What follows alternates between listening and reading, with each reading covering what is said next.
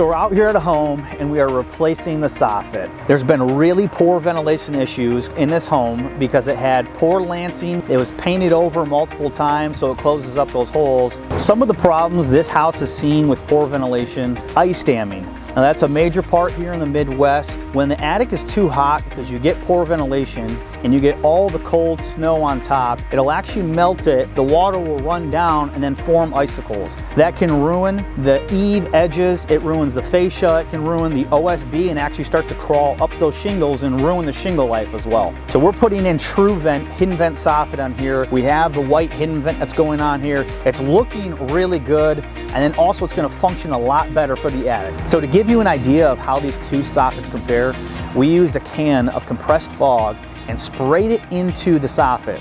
Now you'll see with the old soffit, it barely got through there. There was some, but this is a fully lanced piece, so it should be letting a lot of that fog come through there and actually ventilate the attic, and you're barely getting any. And compared to the TruVent Hidden Vent Soffit, not only are the vents hidden, but you see a cloud of air rushing through there.